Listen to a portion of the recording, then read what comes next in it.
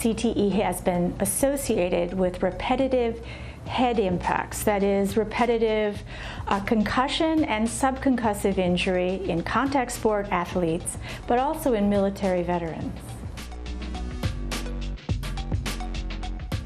With repeated impacts to the head, the brain inside the skull ricochets back and forth. It goes forward, it accelerates and decelerates, but it also goes rotationally.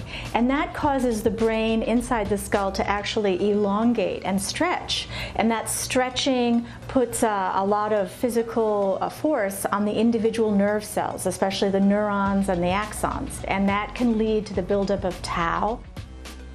Tau is a normal protein in the brain, and normally it's inside the nerve cell, and it contributes to what we call the cytoskeleton, or the skeleton of the cell. It helps hold up the cell shape. Under abnormal circumstances, like after trauma, when the nerve cells are damaged, the tau actually comes off off the skeleton. It comes off the microtubules and it starts clumping up, and eventually it'll kill the cell if enough builds up over time.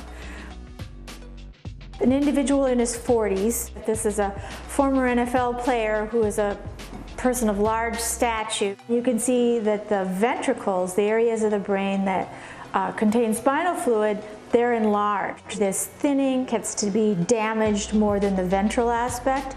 And that's something we've really only seen in CTE. We can see spaces near the hippocampus, which is a part of the brain that's important for learning and for memory. And we can see that there's been shrinkage there as well. To see this in such a young individual is quite startling.